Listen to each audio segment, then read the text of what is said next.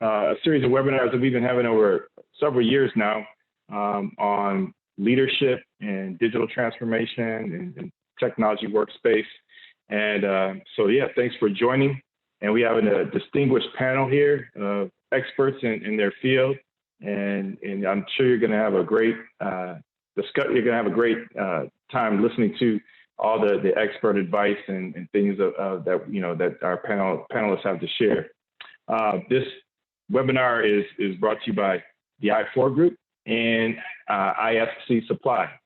So without further ado, we're going to introduce our panel here.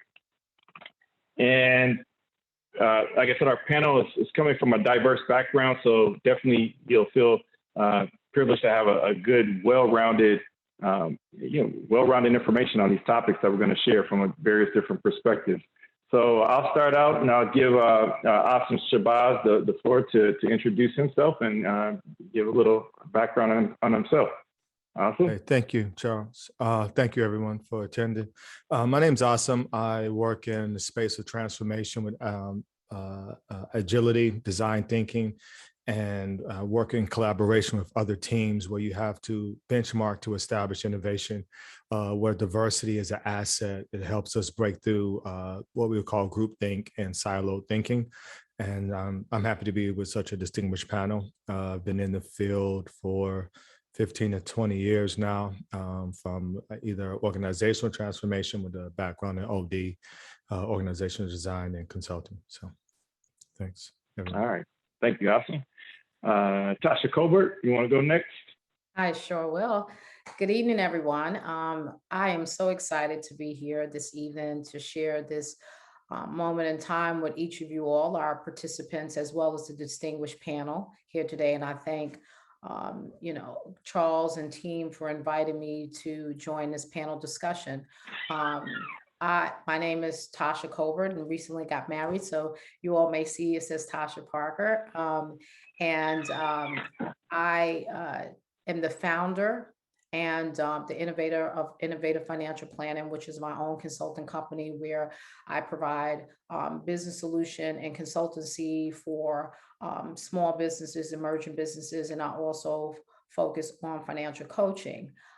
Today, I'll lend a great deal more of my expertise really about my tenure in the financial services industry, which has been, over 2 decades, and with Fortune 500 as well as Fortune 200 companies, and the various things that I've either contributed or observed as far as digital transformation or just organization and change over the years, where I've played a role primarily in areas of either finance or enterprise operational excellence. All right, thanks, Tasha. James Awan, you want to go next, sir? Oh, absolutely. Hi, everyone. And first, yes, thanks, I4G, for putting it together, and thanks for the invitation, Charles. I'm James Awam. I'm a director in Cognizant, consulting company, majorly in technology space. My area of competency majorly is really around, scaling Agile, digital transformation. Been in this space for lost count now, probably 10 years now. I like to say that agility kind of runs through my blood, and I enjoy. And one of the things I've seen, just sort of as a prelude to this, is the more successful teams I've worked with are the most diverse teams. So I'm interested to, hear of everybody's experience and point of views around this topic and share mine as well. All right, thanks, James. Alistair, you want to go next, sir? Absolutely, Charles. And I just want to thank Charles and the organization for having me today with this esteemed panel. My name is Alistair Murray Sr. I am a technology director at BNY Mellon. I currently manage 2 huge government portfolio and recently took on additional responsibilities as cloud strategist for our issuer services business, which encompasses corporate trust and our depository receipts business. Another thing about me, I am a proud military veteran, United States Army. Thank you for having me. All right, thanks, Alistair. And brief overview of myself, I'm Charles Maddox. I'm the founder and principal of the I4 Group, a consulting company in the digital transformation space. We've been, primarily working with a lot of companies implementing scaled Agile framework and various other Agile frameworks and helping them acquire business agility and overall be Agile, from a business perspective and technical. So we're going to jump right into it and start our questions for the panel. And a lot of our questions here are resonating around how can we become, stronger companies. There's a movement in the industry, right? Diversity and inclusion, right? We call it D&I or many different terms for that, but you're seeing it become a buzzword of recent because it's pretty clear that a lot of organizations need to account for being diverse and having diversity built into their DNA, more or less. And so there's a lot of statistics, a lot of research being done out there that actually shows that diversity can actually improve your bottom line. So with that said, we got Tasha and Asim going to kick us off with this answer, some answers to this question here. How has diversity been an asset to your organization's digital transformation, or have you seen it in organizations' digital transformation? It could be things from cultural change, decision-making, supporting HBCU graduates, and the like. So many different angles to that.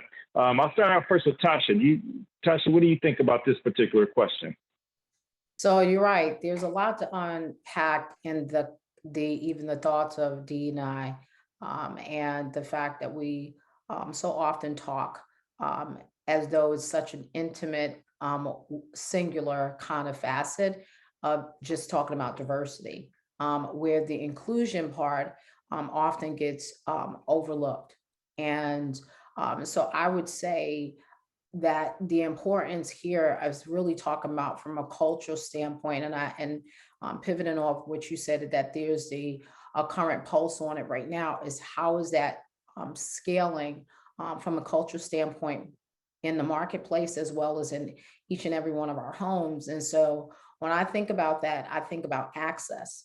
And when I think about the fact that I've been in the financial services industry for over 25 years, one of the key things that I could say, and I'm sure some of my colleagues would give me the nod on this, is just how the limitations on access and affording for individuals to feel like they are empowered because of so many historical barriers, where we find that the companies have begun to exercise a pulse on that, I would say, is largely not just thinking about the talent that they are hiring, by way of race and gender and so forth.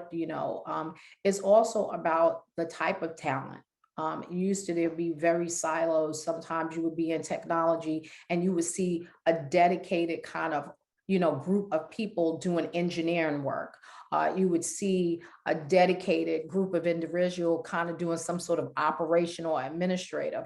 And what we've seen is that, people have a much more deeper, rich kind of talent to bring to the table. And that really can help us think about where we go get the talent. So I'm an HBCU graduate. And one of the things that I used to push the conversation about is where we're building, where we're gathering our talent from, right? And too often, the space would be left to what's familiar to those who are coordinating and actually going about to engage and establish, the work front. And it was disappointing because there was always a gap in what that looked like. And so what I would say is that I've seen in, the company that I last was at, Fannie Mae, really put a more concerted effort in thinking about and hearing from leaders who are at the more senior level saying that we're missing out on great talent and that there needs to be a different thought process about how we go through engaging, onboarding, and being more inclusive. So I kind of say that, I'll leave it for Asim and we can kind of dialogue, but I'd love to hear even how he thinks about it and what his observations have been as well. Thank you, Tasha. That was really powerful because one of the spaces when you're dealing with technology and innovation is it's like the gene pool. Diversity makes it stronger. The difference is that's the mindsets to what it means to be diverse and inclusionary is what we struggle with, right? And what the expectation or stereotype role is when you come into our space. You'll be surprised how often we are overlooked as leaders. People will walk past you and to who they perceive to be the leader by either ethnicity, culture, skin color, et cetera, when in fact we have to more normalize that leadership and innovation and mindset is throughout the organization. And it doesn't have a particular shade of skin color or gender or ethnicity that we're used to, that we have stereotyped in our minds, not intentionally, but just by the way media has helped shape us. And so what I found is that even when we're doing hiring, right, staffing up for a transformation, sometimes they'll want diversity, but the companies that they've hired to do the recruitment and the pooling keep giving them the same mix. And Charles and I have been a part of that, where they literally have stepped in and asked us, can you help us find a richer breadth of people who can identify and provide perspective, so we can get out of this silo thinking that we have, this group think, because we're not breaking through the barriers, just in enriched thinking and mindset to even embrace change. Diversity helps you embrace change because it doesn't have a normative view. It's odd. I'm not sure, we've all, I say, been in a room where we're trying to make decisions about those who are not in the room, and someone have to honestly say, I don't know, because no one else is here to speak to it and to realize we overlooked it, blind spots. And diversity helps you close out or expand those blind spots. So I find that the more normalized that we make diversity, that it becomes part of our DNA, right? Part of our gene. This is how we function. I'm expecting to see a rich group of individuals who can contribute. And so I think that's really important. And being able to go into the source at the universities, at the schools, at the pipeline, the talent cultivation pipeline, to help assist in developing those emerging leaders is a really critical part, because that's like our pipeline for development of a feature of a product, right? We can only go as far as that pipeline is cultivated. So I think that when we look at the asset, is in that it is not just in the transformation, but it is in the vision for what the future looks like and who is included in that future. And then having the lens to say, who have we missed, right? Who have we overlooked, and to go outside of our boundaries. So Tasha, what are your thoughts on that? Yeah, I love what you're saying, about, this group thinking versus a more broader kind of sharing of the space, especially because when we get into decision making, right? Products that come to the marketplace, digital solutions where we access a fair amount of our world via mobile or navigating through some cloud-based solution, really has to afford all of us to be able to feel like our needs are being met. It's nothing more frustrating than when I navigate on a particular product or something, and even the imagery doesn't look anything like myself. It automatically causes me emotionally to feel like they lack empathy and thinking about the customer base that they want to serve versus maybe even whom they're serving. And so it really is beholden to the companies as well as the marketplace to think about the long-term investments that they are making, as well as where they want to go. And because that short-sighted view is going to create a huge gap, because you have these emerging businesses that are coming through the pipeline, and this next generation that's coming, behind us are telling us times have changed and they're going to do something different. And so we either need to heed that message and get on board, or we need to be part of the broader solution and the change that you talked about, right? Yes, and I agree with that, because being part of the broader solution, you brought up something. I think that when you're not diverse enough, you can't manage the difference between tension, creative tension, and conflict. and you wind up avoiding those spots because you're not sure how to deal with them. And really, to bring about that, we have to confront the tension in the room, but in a way that allows us to facilitate our growth, those growing pains. And that diversity helps us with those soft skills. When you get used to the expectation that this is how a conversation is supposed to go, then you don't really want to offend anyone, because you don't know how to work with someone who looks different, who has a different dialect, who has a different cultural or background from you. You don't know how to navigate that because it's not norm to you.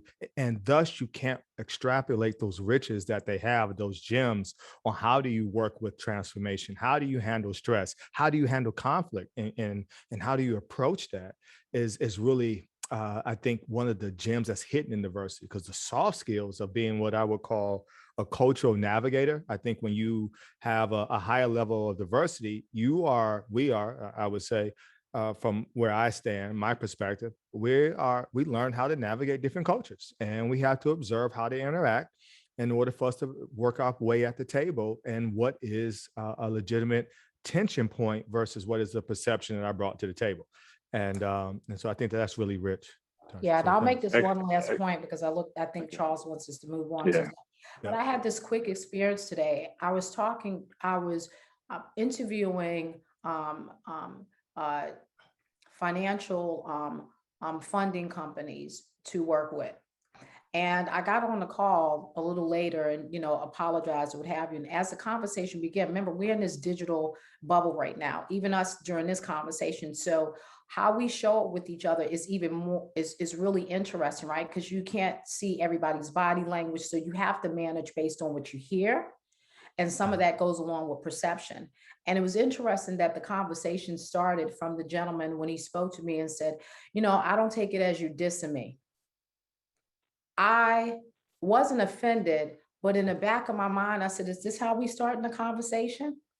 I thought it all too interesting that even today, on a day when I would think that we're a couple of steps ahead of ourselves and thinking about how we show up with clients, that we would be really very mature about how we have any engagement. So I share that with all of us, that we've come a long way, but we still have a really long way to go.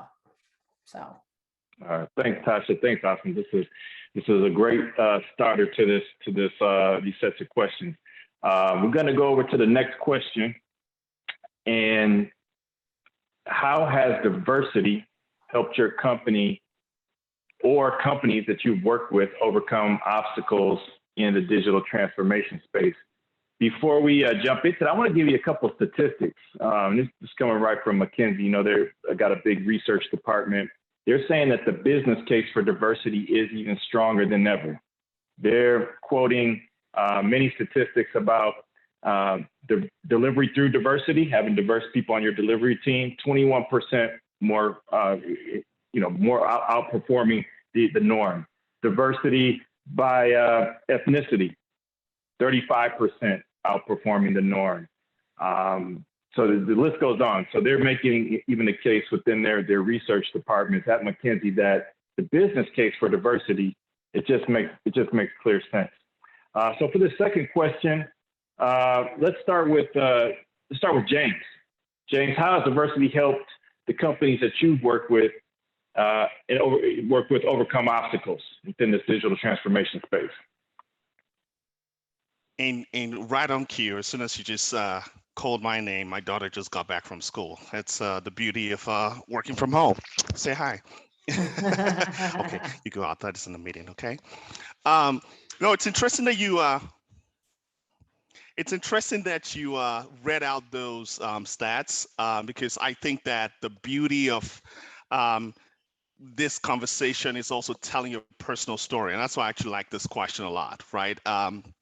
So a bit of a personal, putting a face to this conversation. I've had roles in the past, and actually my current role, where I am the first person of color to, assume that role, right? And I do believe that the company's overall business strategic intention, especially as regards to diversity and inclusion, was part of not the fact that I wasn't competent enough to do the job. Of course, the results speaks for themselves, but the fact that, hey, we need a new lens. I remember one of my bosses has said, I know your accent is different. And I like that, because I think that that's the beauty of imbibing culture and helping people understand where you come from. I have had the privilege of not just living on 3 different continents, but also working on 3 different continents. So when it comes to understanding people and culture and the nuanced way Tasha was just talking about in the digital bubble, you say something, or you have a body language, and it can say 1,000 words, right? But with a number of companies that I have been personally worked with in the past, diversity and inclusion being a strategic part of how they hire, being a strategic part of their overall business objectives, helps them be successful. And so if I even bring that down and a little bit to, we're talking safe, scaling Agile, and working on Agile teams. Yeah. I have seen, and like I said in my introduction, I have seen over and over again, and in these studies by McKinsey and CircleWorks, I have a number of those, have only just validated the business case that the more diverse people you have on your team, the more diversity of thoughts, the better innovative that they are in getting that work done. And I don't want to name companies here, but I've seen companies from CPG to technology companies that have really been successful in their digital transformation efforts just by paying strategic attention to the idea of diversity. And I know we use a different school of thoughts around this: diversity and inclusion, or diversity, equity, and inclusion. Right. But the sense of what diversity means, goes beyond just race. It's also gender, right? Because that's important. A lot of companies, without a doubt, are taking this era is still emerging. There are not a lot of if you want to call it institutional metrics that are in place today. But I think that gradually companies are moving in that direction, because, to the heart of the question, the results show that the more diverse teams organizations have, the more successful they are in innovating and in the digital transformation space. And I want to take the whole time, and I know there's someone else who was supposed to answer this question, but go ahead. No, great response to that, James. So yeah, awesome. You also had something, I believe, to say on this question as well. Yeah, I think you, and James, those are some good points. I think it kind of lends to something that Tasha said, and you hit on as well, about internalizing what diversity means. Is different from checking a box for what we want it to look like. And a part of that, I think, the richness of overcoming obstacles and making a more resilient team, and for a transformation to be successful, it in and of itself, a transformation, digital transformation, is a culture shift. It is a mindset shift. And the more adaptable the individuals are within that environment, within that mindset, right, culture, the more fluid they are to embrace the transformation, to handle ambiguity, right? Willingness to learn other ways and ways of working and interacting and connecting with one another, learning how to resolve conflicts and different methods and approaches to the work, and versus thinking that I know the right way, this is the way, and any other way does not apply. And that's what happens when you lack diversity. It becomes very rigid. It becomes almost adversarial to new learnings. It almost becomes anything that challenges my perceived or unknown, even to me. I may have inadvertently internalized that I'm the expert here, and thus anyone else is a threat to that. And so we will often act counterintuitive to what a transformation requires, where it requires adaptability, where it requires reaching out for perspective, and go for a hard command and control approach, which almost always fail with the transformation, because you need people who have empathy, who can align, who can adapt with the technology stack and fill the gap and the void and take the initiative. And a rich culture of diversity will afford you that, along with the perspectives to have a glimpse into what the future requires us to move towards, versus this is the way we've always done it and this is the way we're going to do it. And I've been here for 45 years. So I'll leave it on that note. All right. Well, let's move on to the next question, and we could get some more input from some of the other panelists here. So, as a leader, how have you helped enable a focus on diversity and inclusion as a means for optimal transformation results? Before we move into that, just some statistics to note. Some surveys that went out into industry. Again, it's some data from McKinsey. Some of the biggest aspects of diversity that people are looking for, especially diverse workers and those that see a need for more diversity and inclusion, say belonging and openness about diversity is some of the biggest factors. And I think Tasha and Asim, you guys talked about that earlier, that just have an open dialogue. We just want to have a sense that we belong here. This is, we feel comfortable. So just to give you some perspective on that, those are the two biggest hitters on how surveys have actually, people in industry have wanted to have more diversity and inclusion implemented in their space. So with that said, Alistair, I'll turn it over to you to give to touch on some aspects to this question. What are your thoughts on this? Yes, sir. Before I jumped into my question, I must say that James, Asim, and Tasha absolutely dropped some dimes in the first two questions. What I would say here is that, as we continue to talk about DE&I, and it's not just a nice to have, it's really a business imperative, right? Yeah. The more inclusive your organization is, the more, and I think James mentioned this earlier, the more innovative there will be, right? And it's about the bottom line. Your return on investment will absolutely increase, and productivity will become better. As a leader, I am absolutely vested in making sure that our African American and Latinx young men and women, get that necessary exposure to what I call next generation technology, AI, ML, RPA, data science. So they have that seat at the table, and not just having a seat at the table, but through every aspect of the life cycle of that next generation technology, right? So it's just really about, the planning phase, the development phase, the QA, the testing, making sure that we have a seat at the table. As a professor at Long Island University, I am actively working with that university and other colleges, right, to impact their curriculum, to make sure that we have Black and brown folks in the classroom, learning and growing and understanding the importance of this.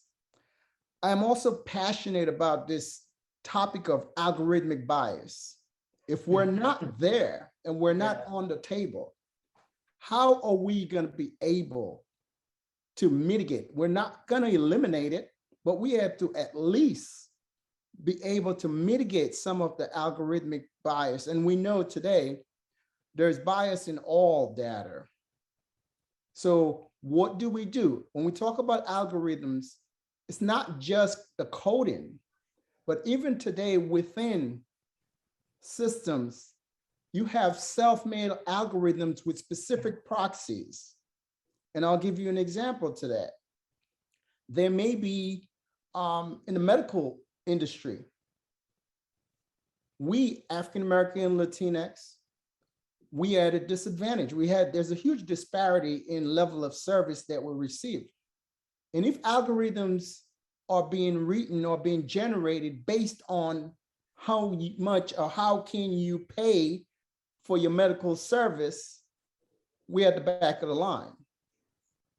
So it is imperative. I'm also working with head of digital within our organization to align ourselves with the right universities, to align ourselves with organizations to give underrepresented minorities opportunities. Reached out to a head of data and asking the difficult questions. What are we as an organization doing to make sure that we mitigate algorithmic bias as we move on to the next generation technologies in ML, AI, RPA, data science?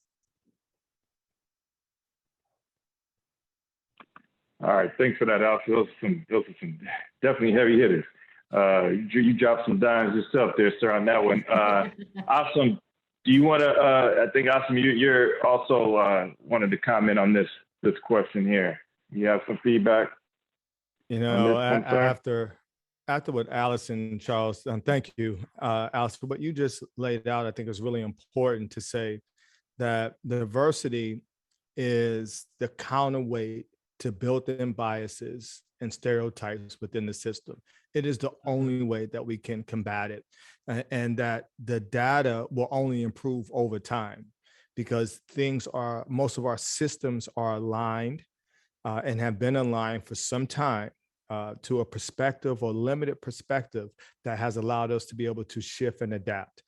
That sense of belonging and who belongs is very entrenched right now. And the more that we can anchor and see that we all belong, that we all have a place, the algorithms, even within our own thinking, outside of machine learning, will begin to expand to accommodate what is the natural order for what it means for us to actually be a resilient community, to have a resilient workforce that is highly adaptable and able to embrace change. So I think that as a leader, we have to continue to focus on not just the diversity and inclusion, as you said, but even our own biases that we bring to the table, and confront that directly, and though it may make us uncomfortable, and find ways to, kind of tap into with our own peer group sometimes, our own Johari's window, our own blind spot, where we have assumptions that we have built-in algorithms in our own psyche of who should be at our table.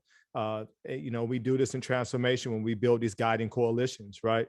And you look up and I've been on both sides, where it's been all men and one lady, and then it's all women and it's one guy, myself sometimes, and maybe the only person of color at the table. So you find yourself on different sides of that continuum, and you realize, wow, this is something that we have to actively, continually work outside of who we know, and continue to expand who we know, and then start to pull in and create those experiences, like you said, Alistair. That's all I wanted to add.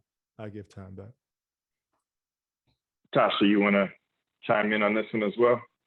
Yeah, this is such a rich conversation, and I love the build out of AI, artificial intelligence. And when I think about it, I think largely about ageism, and the fact that as the industry is continuing to evolve, like, I'm a data snob. I love data. And the reason why, because we could try to say a lot of things, but I always say data tells the story. I say that to team. I hear everyone else's perspective, and we don't know who gathered the information. It's really about the methodology that's used, whether it's using some design thinking or agile approach, what have you. It's data. But the thing that's really important, and why I bring up ageism, is literally that we have a training gap that we need to make sure is really considered as we kind of evolve. As these executives are at the table, we have to remember we need experience, wisdom, as well as we need new thinking, right? To kind of help shape the perspective of how we're going to evolve everyone's kind of voice at the table, because the value add is not thinking about one person, it's about the customers, the clients that we're going to serve. So you need to be able to do that and think about putting the user at the center by gathering data from such a variation of places. And the one thing that I'll add to that, and while we're gathering, is that we always will need people. See, the thing with data, it's only as good as the methods that's used, but then someone has to interpret it. And so where we're fighting with a workforce where we're trying to time out people, we need to think about the importance of the rich investment that has been provided by many companies. And you don't have to know everything. Sometimes leadership is just that, leadership. And having folks to come in and be great contributors, top performers, and come in and actually be thought leaders and doers or what have you is just as valuable. And so I would add in this kind of, and this whole ecosystem of workforce needed, technology needed, all of those things have to work together, because I don't know any robot that's going to be able to kind of be even built or created, or technology, without the human touch and the empathy that comes from us being who we are. You can't get that out of either metal or a coding. And if I may jump in here, I just added that's wonderful, Tasha. I think as you were talking on data and trying to define the usefulness of data, I was the words that came to mind, if I borrow the words of Michael Bloomberg. And in God we trust, everybody else bring data, right? and that's we live in an age where data is almost the currency, it's a new oil. But just pulling on this thread from this question a little bit, I think just again, I'd like to in these conversations use my lens. My current role, for example, and it's one of the things I loved about joining Cognizant. They, even in our performance, end-year performance, they expect to see that things related to diversity and inclusion activities through the year that we have involved ourselves in, even as far as hiring, right? That when you're conducting interviews and you're interviewing people that will come into the firm for a new role, that you're paying attention intentionally for people with competency who are diverse in terms of the workforce. But the other thing is, it's a great question. By extension, how are we as leaders doing our bit, even in our community, right? The popular saying is, a charity begins at home. What are we doing in our community to help enable, people who look like us, who are diverse, to enable them build the capabilities that they need to thrive in today's corporate world, right? And notwithstanding the pushback they will get, we were talking about biases. Sometimes these pushbacks or the obstacles that we confront on a day-to-day basis in the workplace is not sometimes intentional, right? It's just a cognitive bias people have, and they make a decision rather than a different one. So how are we enabling to help them be more competent, right? And for me, my daughter is 4.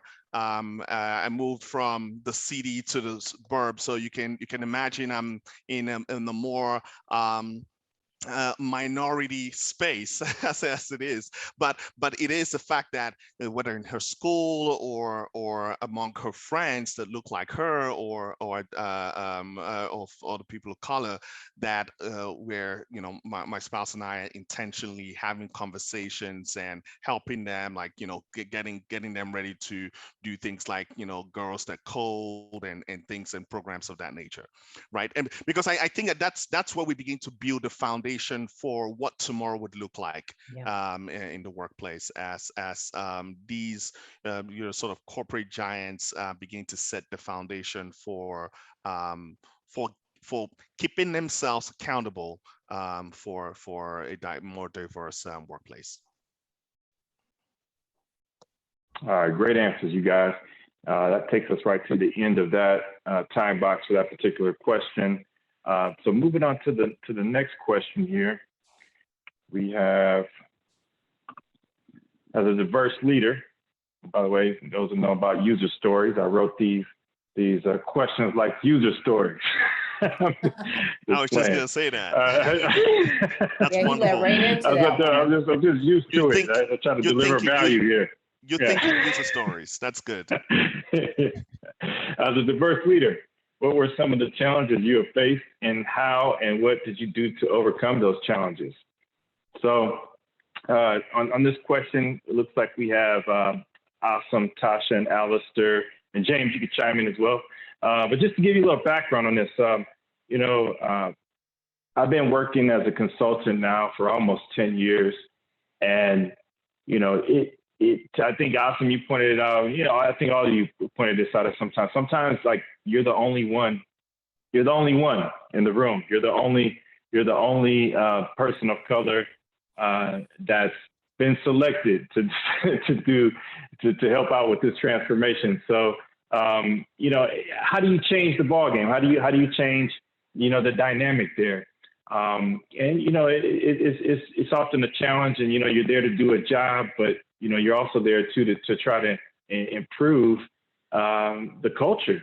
And as a consultant, we're trying to deliver value all the time. And so, if that's one of the reasons why they selected us to do the job, that's what you're going to get. You're going to get some diversity, and you're going to get some different perspective. And so you try to own that. And from my perspective, that's why we like to try to always make sure that we bring more diversity into the space. If we're bringing in coaches or other folks on the product side or technology side, it is an initiative that we take on. So, but yeah, I like to hear what the panelists have to say on how they've, some of the things that they've had to overcome in their spaces. So, Alistair, I'll start with you. What are some of the challenges you had to overcome in this area, and what did you do in those cases? Absolutely, Charles. And I'm going to take it from two different approaches. I'm going to take it from a career approach, and then I'm going to just touch a little bit on the personal approach, because these are challenges. Again, we are, as a Black man, it doesn't matter where I go, right? My skin color does not change. The pigmentation of my skin does not change. They don't know that I'm a father. They don't know that I'm a professor. They don't know that I'm a technologist. They don't know that I'm a brother. They don't know that I have a master's degree, and they don't care. And they don't see that. All they see is the one thing that cannot change, right? And that's the pigmentation of my skin. But I'll talk from a career perspective. Many times in my career, I was graded extraordinary, but treated ordinary. Why? Right? You ask yourself the questions, why? So, and when I said treated ordinary, I'm getting an extraordinary rating on paper, but my compensation, did not match up. What did I do?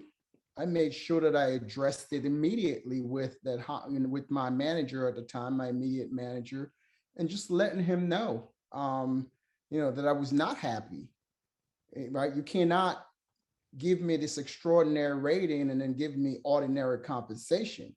And if this were to happen again in the future, my expectation is that you would take that compensation and divide it for all of my reports. That was my request to him, right? I was also, rated exceeds expectations for 5 years within an organization, right? But never got promoted, right? I'm continuing to exceed at the role that I'm in, but not being promoted, right? I had to, at some point, epiphany, come to Jesus conversation and really set the expectations, right? At the beginning of the 6th year, by really letting my manager know, right, that obviously, I've been told that I've been put up for, promotion. I don't know it. I'm not saying that you did or didn't, but here's what will happen this year. And this is really, again, we talk about diversity, but this is for anyone to really take your career in your hands and make some decisions and make some tough, courageous conversations. And I said, here's what will happen this year. No one knows Alistair and what Alistair does better than Alistair. So Alistair is going to write up his own promotion package, and Alistair is going to write up his talking points. And all you have to do is represent me at the table. Be that advocate that you tell me you are at the table, right? So yes, it was a difficult conversation, but it was one that needed to be had at that time. And in a personal nature, and James, you just spoke about living in the suburbs. I've been living in the suburbs for the last 20 years. My boys grew up in the suburbs where 130 something house in my development. I was the only African-American for probably 10 out of those 20 years. And my kids went to school where you don't have to look very hard to pick them out of the class picture, right? Because they're the only one. And then I sent them to private school, Catholic private school. And again, they're the minority. And I have one son that has very curly hair, and he was really being harassed by the principal of the school, telling him, I don't know what's that on your head, but you've got to do something about it. It has to be straight, can't be curly. So he said, what do you mean? And this son that I have, obviously, he will not back down. He will tell you, what do you mean by it has to be curly? This is my hair. This is my natural hair. I don't know what you're talking about. And if you have a problem, call my dad. Well, absolutely, they don't want to call dad. But it got to the point where my wife and I had to address it head on, went up to the school and met with the president and the principal and really let him know, okay, unacceptable. If you had an issue with him, should have called us, right?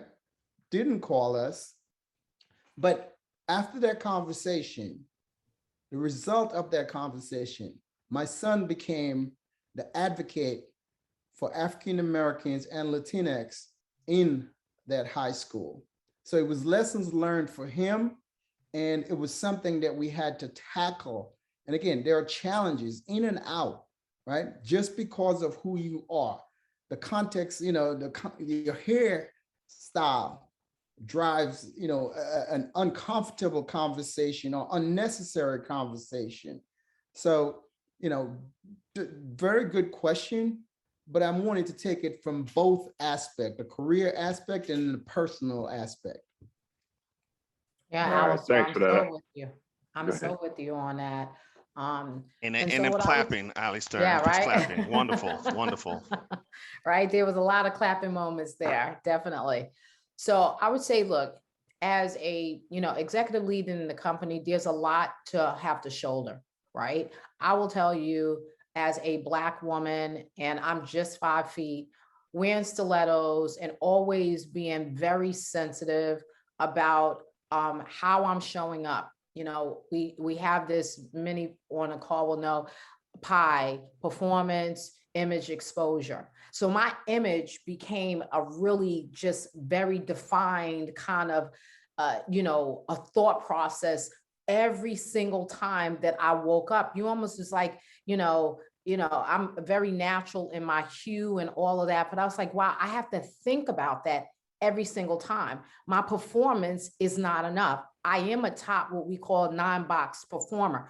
Literally year after year after year, as Alistair said, not making sure, because average isn't enough for us. So performance right up at the top, and being able to say that. Image, oh my gosh, you got to come, making sure it's like, oh, we're doing casual day. Your casual day has to look still a bit spoofed up and everything, just so that there's no misunderstanding about my curves or my natural, hair color or the earrings. So we don't wind up with these unnecessary conversations.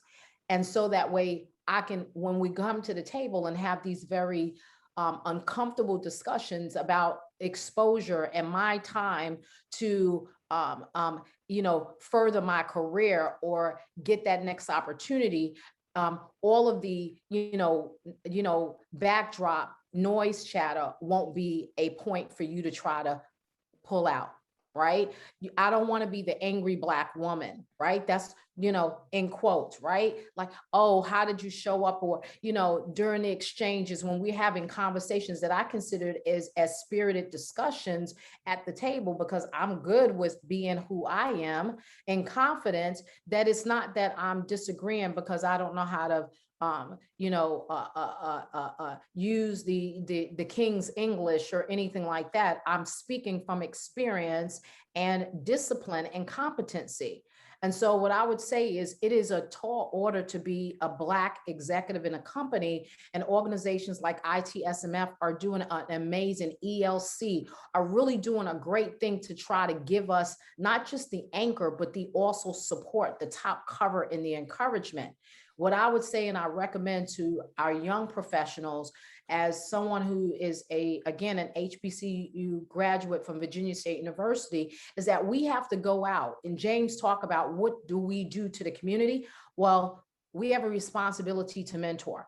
So I will tell you, sometimes it's been on holidays where you want to spend time with your family, but I've gotten in my car and I've taken a ride and traveled with our HR recruiting team, right? Because once you start the conversation, sometimes you have to be more than part of the solution, right? You can't just be at the table and talk about what needs to happen. You have to be about what's going to happen.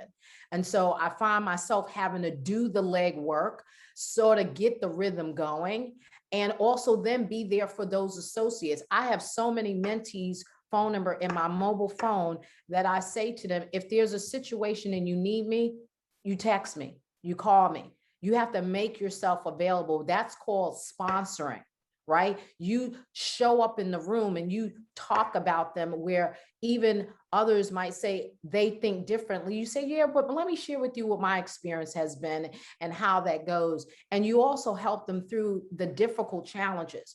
As again, Alistair, I want to piggyback off of the here thing. It's not just in the school system, but I will tell you that this Black queen, I have had to defend my natural here, and I've had to defend other professionals, young professionals and otherwise, where people have a disproportional thought about what it means for us to show up in our authentic state and still feel relevant. So I would say we have a huge shoulder weight of responsibility, but I'd rather take that on than to be in the backdrop, just looking and saying and talking about what I could have, should have done. All right, excellent comment on that. Just for the sake of time, I know Asim, we got one more question after this. We're gonna start wrapping up here. Asim, did you want to give any feedback on that question before we move to the next one? No, we can go ahead and move to the next one. I think there was enough that was covered, and we can pick it up at the end when we have a deeper discussion. So appreciate that. Thank you. Good gems, everyone. Okay.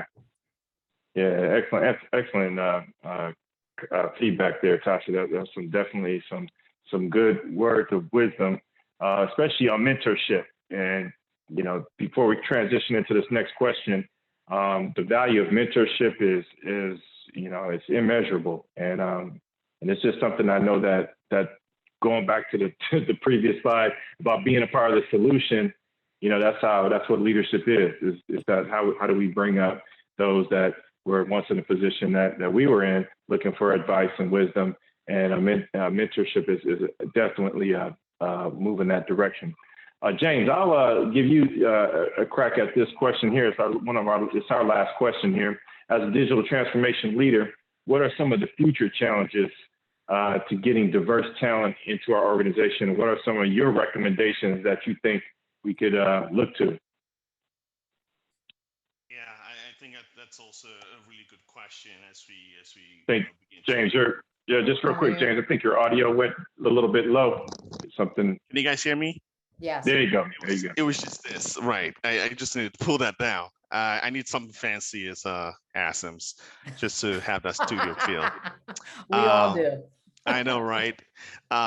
No, but I think I was saying I think it's a great question, and nicely timed as well. I know you were Charles. You were going, and you've been doing this lovely thing of just calling out data and stats. And I did also some research myself. And one that I'm personally tied to because it was a company I worked with, PwC. They did a study, and this is, this is not internal. This is a study that was published. They found that, that the partner level, can't remember the actual number now, of course, in the thousands in North America, only about 2% was actually African American or Black, and that was a big first. The fact that they would conduct that kind of study was great, right? But now we've identified where the problem is, right? Or you've seen the challenge. Now, how do you then begin to identify solutions, which I think is at the heart of this question, right? That can help you close that gap, right? Recently, they announced they did they've come up with a new sort of organizational strategy and business strategy. They want to focus more on consulting and build the capabilities around that. But also, there's a target of hiring, about 100,000, Black people. It's a lofty goal. The question is, how do you get the talent? How do you ensure? One of the data points I've sort of been fascinated by a study by CircleWorks. They call it the State of DI report, just like the State of Agile report. And one of the things they found in the study, for example, is that 41% of companies that indicate that they have some kind of D&I, DI initiative are still sort of in the early stages of whatever that looks like. It's not mature in any way, right? And they're struggling to have an effective messaging system that can help them have a strategic plan. In this case of PwC, having a goal of hiring 100,000 Black employees in 5 years, what that looks like, right? That's a really lofty goal. How do you begin to address that? Some of the other data points also is the fact that there's gap in pay. So when you then begin to identify some of those challenges, I know Alistair and Tasha talked about the pay gap, right? Again, when we're talking diversity, we're not just talking race, but we're also talking gender, right? That's one thing that a lot of people have called out. A lot of companies are increasingly intentionally trying to make sure that they have an equitable system where they're hiring more women, they're hiring more people of color. But it's also in things like challenges that they need to overcome in things like in DEI awareness trainings, right? How do they infuse that as part of most of us do, if you're in consulting or especially in consulting, you will always have to do mandatory ethics training at some point, at least once a year, right? How do you begin to also include things like awareness training? We've talked about the fact that a lot of these things sometimes is bias, that people are not necessarily intentionally wanting to be bad or do bad or marginalize, but the bias that, oh yeah, I'm interviewing 3 people, 2 are white and 1 is Black, but it kind of looks like they all have the same competency, but yeah, why not just hire the white person, right? And putting people in executive positions that can ensure that these metrics are met, right? So metrics, again, things like inclusion and awareness training, performance management training, right? And like I said, in my current role and my current organization, part of the metrics I will be assessed by at the end of the year is, what D&I initiatives and activities that I participate in, and what was the level of that? What was the achievement based on what I planned and what I actually achieved? Those are, consensus sort of, solutions that companies can have in place inclusive recruitment policies, right? Have that as part of your HR policy, and let you not just be a word of mouth or a lip service, rather, sort of thing. And to racism, it's an important one. And what that looks like, right? Helping people have that, move away from their, subconscious bias and moving into a more conscious way of thinking about how they interact, the kind of things they say. Tasha gave that example of somebody saying this in a meeting. Just because he probably used that word just because, they felt, okay, this is where they have a stereotypical perception of where you come from based on things they have seen on TV or even other media platforms. Right, so it's important. The one industry group that does well, especially in the anti-racism piece, is in the sporting area, especially global sports, where they're constantly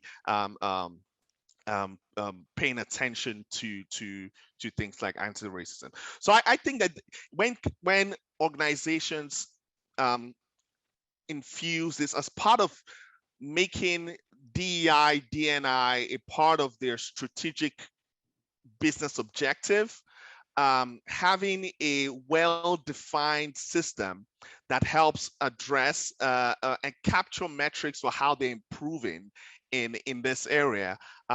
Those are things that organizations at least can begin to do to get ahead and be sort of be on the good side of history, if you want to put it that way. All right. Well, thanks. That's excellent feedback on that question. I know, Alistair, you're up next to give some feedback on this particular question as well.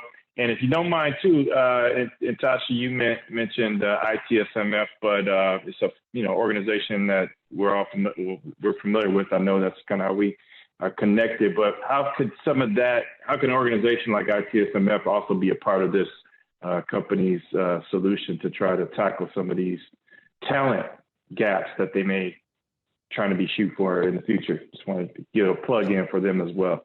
Hey, great plug there for ITSMF. It has been the missing link in my career and have definitely been giving me some tools to put in my toolbox that have been essential in me being promoted probably twice within the last year and a half or so. So ITSMF, kudos to the training from, I went to the Management Academy and also the Executive Academy with you and Tasha. Tasha and I, we follow each other, right? Tasha and I went to the Management Academy together, and Charles, we met you at the Executive Academy. So definitely I'll touch on that. But what I'll say is that my organization have been doing a phenomenal job with trying to remove the labels, right? When we talk about trying to hire the best and the brightest talents, trying to remove the labels and trying to remove biases, right? Obviously, sometimes they can look at a name and know that this person is African American, or this person, is Spanish, or so we have been working, and our team have been working very, very diligently to try to remove the bias in the hiring process as much as possible, right? I remember times when, prior to LinkedIn, my name being Alistair Murray, you don't expect a big black man with a bald head to show up. You would think that it's maybe an Irish guy or a British guy that's going to show up. And people have been excited over the phone. Oh my God, we love your credentials. We love what you do. We can't wait. And then I showed up and the opportunity is no longer there. Right? So we have faced that. But I foresee the biggest challenge that we will, within every industry, it's really about looking for, the same diversity candidate with the same type of skill set, right?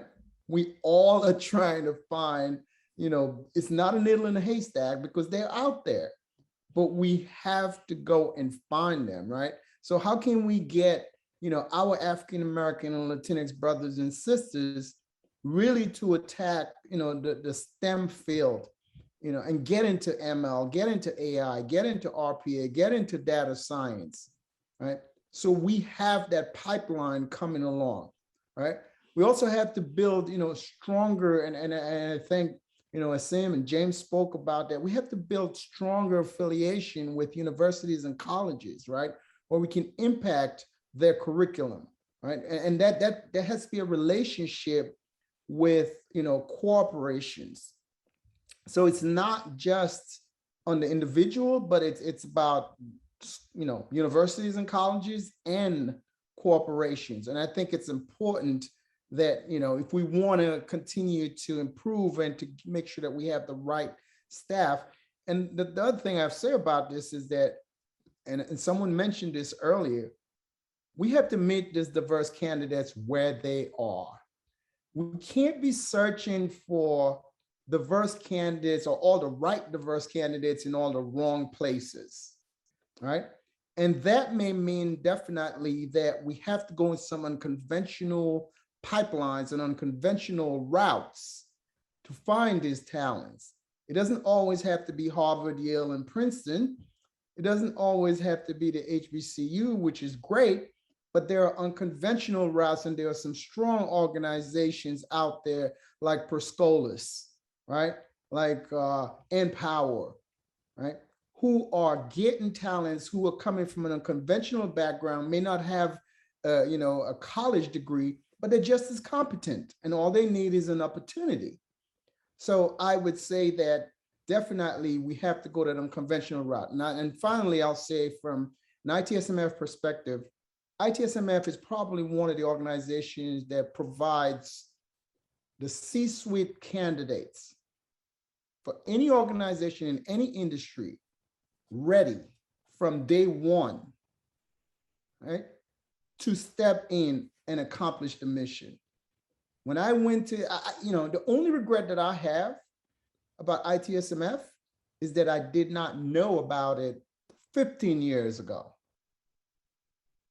because I probably would not be where I am today, because as I said, they were the missing components that I needed to take my career, my trajectory to the next level on sponsorship, on coaching, and definitely, presenting at an executive level. ITSMF gave all of that to me, and I'm indebted to that organization as long as I'm here. All right, thanks, Alistair.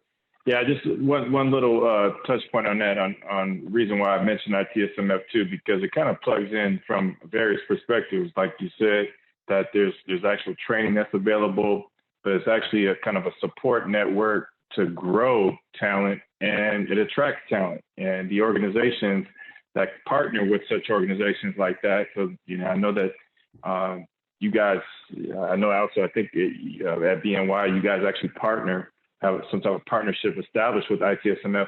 It's part of the mission. And, ITSMF also recommends mentoring and supports mentoring, and that's a mentorship network too. So that, to your point about unconventional ways, there's things like that, these angles that we need to partner with organizations, and, these organizations that are seeing the kind of what the future holds, and how you can actually, find and maintain diverse talent and grow diverse talent for organizations in the future. So any last questions from the panelists before we turn, or comments on this particular question before we open up for what came in the chat?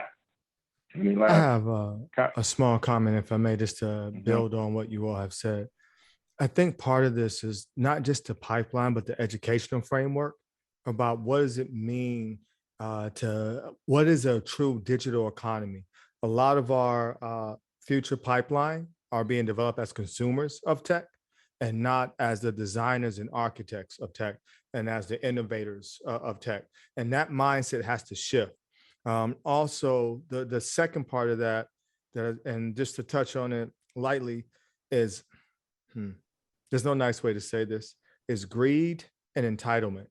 And I think in fear of change is locking down that pipeline because there's a sense that that was my role. That job was for me. If someone who doesn't look like me or come from the same, socioeconomic background as I do, then I feel like there was injustice done. And that to me is that sense of entitlement and greed that is not common, that is not uncommon. It's in all of us. It's like, as a kid, if my brother got that last slice of pizza, I feel like that should have been mine. It's a part of our human nature that we have to continue to struggle with, to keep pushing the boundaries of what it means to be open, and that there is enough, and start and try to manage the notion of scarcity. Like there's only so many roles or position within the organization that I need to hold on to this tenure for life. And I think the last one is I don't need to be a director for 20 years in the same role. There's just a certain point where my creativity had just stopped, and cultivating the mindset that we continue to push our leaders and emerging leaders to take on more experiences, to step outside of those core competencies and create spaces. I shouldn't be the first and the only for 20 years. To me, that mindset has to change. And that we continue to cultivate that. So I think that those are the challenges, is more mindset and structural. And some of that is in human nature of who we feel should have been included. And so I think as we continue to push that envelope and to have those backgrounds that allow us to be unconventional in our approach. There was a time when there was no college, right?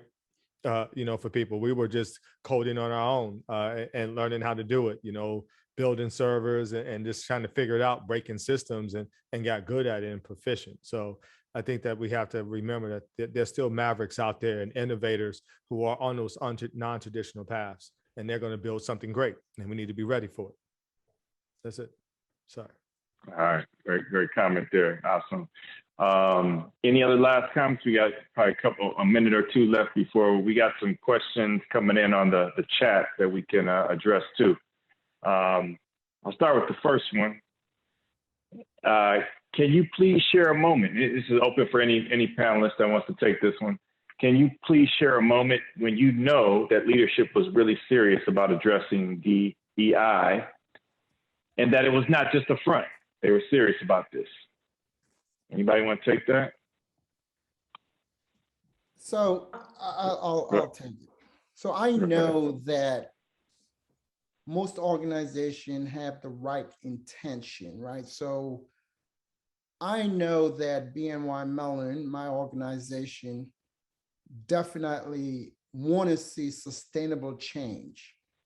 And I would tell you how they're doing that. I was placed on the front page of our global,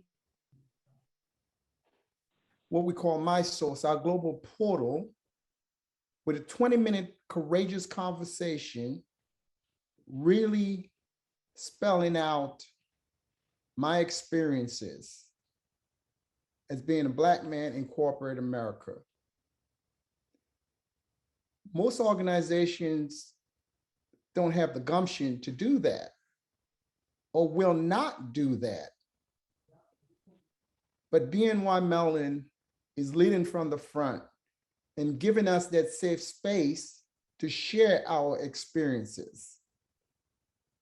And that's important because at the end of the day, I'm not the one to solution what people or what we may see as the problem. The solution is all of us together as an entity, as an institution. And my job within that is to really educate people, because people don't know what they don't know. And sometimes you have to bring it to the forefront. And we may say that, hey, with everything that's been happening within society in the last year and a half, that human factor should kick in, and they know better, they should do better. Well, we have to help them sometimes. And it's not about me trying to solve or be a solution to what we may see as a problem, but as an organization, we are committed and intentional about seeing true change. All right, thanks for that, Alistair. I think awesome. I seen you raise your hand on that one too. You want to? Yeah, Allison made a good point. I'm just going to keep it at a high level. Doing a transformation, there's a mindset shift everywhere. And one of the companies that we supported in their transformation kept getting the same players. And they said, you know, that we're missing the mark and we believe it's in our vendors. And they came to us and said, you know, you guys are competent. Can you help us source out and push into spaces? Because our people are sourcing companies saying they can't find anybody. And that was bizarre, but the leaders were willing to step out and say, okay. And we were able to find people, many candidates working in collaboration with I4 Charles, we were able to put a lot of candidates on the table and they wound up hiring them. And so I think as a part of that, we were also able to help cultivate and develop leaders within the organization and were able to move from what would have been just an engineering or development role into leadership because of their perspective and given a chance. So I think that when you see that they're not waiting for a mandate, that you have an individual who is stepping up and putting substance. And then the last part is they're not afraid to take off the Band-Aid. What happens to a lot of D&I situations, and I end it, is that they're afraid of the conflict and making people uncomfortable. And so they try to adhere to the status quo and do a very incremental approach that winds up fizzling out because it doesn't gain enough momentum and traction to tip the scales. And that's what I say. Before I was going to go, quick little example. You know, I was working with a client recently, and you know, I got a call. You know, I think a lot of it comes with the kind of the recent, you know, social justice movements that people are getting more courageous. You know, they say never talk about race, politics, or religion in the workplace, but more now. So I've seen it, you know, kind of firsthand. Some leaders of some groups actually call out, you know, in the middle of, you know, 50, you know, got these huge Zoom meetings that, hey, you know, we want to make sure that, you know, nobody feels uncomfortable, especially with a lot of this stuff going on, you know, people getting shot. If you got, you know, anybody want to speak up on that, as you know, this guy, he was speaking for himself as a white guy. I didn't, you know, I got some friends that kind of educated me on this that I had no idea that, you know, you know, there's things that I didn't really recognize, and that I've never seen that before. All of this stuff that happened in corporate, but you're seeing more courage now. And, you know, they say with struggle comes change. So, you know, these things that happen, you know, there's some good that came out of that. Second question, what would be your suggestion to address a company that has seemingly watered down its DEI strategy to the extent that there's just a lack of an apparent substantive strategic direction as it relates to inclusion of more Black and brown folks, particularly in senior leadership? What do you suggest? Because I definitely had, you know, as a leader who is over driving operational rigor and chief of staff, you generally have, you know, a hands-on kind of dealing with employee engagement and culture, right, to support your officer. And so in supporting CIOs and other executives, the one thing that was very is easy to tell, right? You can go on anyone's website and you can see what their leadership team looks like. It's just real talk, right?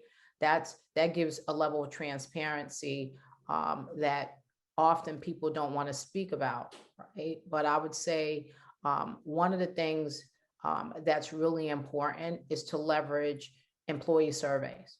When you feel like your voice is not being heard, there are resources and platforms that even the company that's more of a doing the talk but not doing, you know, walking the walk, they don't like to see the data. I'll go back to data that says that they're otherwise of what their storyline is framed up to be. And so in that opportunity, people need to take a committed effort to tell their truth and share that through the way of those type of forms, and to be active in the company, right? You use diplomacy, but you still can be very true to what it is that how you feel and what you see. And I've never seen anyone, I mean, look, the reality is if they were going to shame your message, then they were going to do that when you did something else. And it's not the culture and the place you want to be. And so you should make another decision or create your own opportunity, like some of us have done with our own organizations, right? And so we talked about there's tons of problems in the marketplace that we could create solutions, and people are doing that. I saw a young lady just today before I got on the call, coloring pencils, right? They're always blue, green, what have you. She created them of natural, she created black and brown colors of hues in the pencils. So when the solution is not created for you or the environment is not for you, go create your own space. And so I would say either we stand up in the space where we are and we exercise our voice and we stretch ourselves. And when we stretch, we'll be uncomfortable, but do it in a way that you feel like when you walk away, that you can face your own self in the mirror. So I would say, be authentic, use diplomacy, communicate, and use the resources that's available. And when that environment or that culture doesn't work and doesn't seem like it's going to change, because every environment doesn't, then go create your own space. Man, Tasha, that's really important. Just to add to that, do not become angry and bitter. It will kill your own innovation and drive. And if you are not seeing the opportunities open up for you, that's one. Two, leaders do not have to wait from a mandate. They can act on their own. When it comes to procurement, it used to be, well, we can't find any vendors and the procurement process is this. And it's like, wait, you got $50,000 before you even have to make a formal request. You can activate and start to target and start to create a pipeline. So there are ways where we just have to be creative about the solution, but becoming angry and then just complaining about it and becoming a critic will kill your capabilities to actually create the solution that may be the best for you. If the environment is not made for you, if the people are not there welcoming you, sometimes we just have to step out. And you find that there's a whole group of us out here who are looking, championing, and supporting you. That's all I got to say to that. So good points, Tasha. So Charles, I just want to jump in here because what I would say to any organization of such is to be real. And my real is about recognition. Recognize your Black and brown leaders, your Black and brown folks, your underrepresented minorities. Make sure that it's equitable, right, across the board. Equitable from a compensation perspective, right, and equal, right, equality and equity, both. And then access, give them access to P&L, access to stretch assignments. Give them the same access that's been given to everyone else. And we're not asking for anything different. And if you do that as an organization, you will create a legacy that's sustainable for years to come. Excellent endpoint there, Alistair. Well, one comment too on this last question, and Alistair, you kind of touched on it a little bit too, because we see it in transformation that some organizations just aren't ready to change. That's right. You know, they're not at that point yet, or you know, in the coaching, you know, when we coach and advise, you meet the organization where they are. They may be at a very immature stage, and you can recognize an organization that's committed to this change. If, you know, we talk about using this change management framework made popular by John Cotter. It says that you need to have a guiding coalition in place right off the bat. There needs to be an established leadership group that's committed to making change happen. And if they're not committed, you know, again, if you don't have leadership direction and guiding this effort, then it's going to fizzle out. And leadership commitment in this point means, and you kind of touch on the Agile narrative of it, you got a backlog, you got action items, your strategy, you can clearly see these are our initiatives. This is how we're measuring ourselves. And this guiding coalition is driving the backlog and to try to make this change happen. So to me, that's kind of one clear sign that, you know, your organization has clarity on that approach. All right. Any last questions or comments from panelists? We're at the end of the session here. We can. I would say that I love Maya Angelou, and one of the things that one of her great quotes was, and is, people don't remember what you say, people don't remember what you do, but they always remember how you make them feel. Feelings. We definitely want to feel accepted. We want to feel belonging with any organization that we're a part of. All right, thanks for that, Al. So that was the last words of advice. We'll end it on that. And thank you all that joined this session. This is going to also be out on the YouTube websites of I4 and iAskc Supply that sponsored this event. Be on the lookout for future webinars on these particular topics and series. And we'd love to hear your feedback on this. So please send us a message if you have any support, any feedback for the event. And again, thank you guys for coming out. And everybody have a blessed night. Good night. Thank you for having me.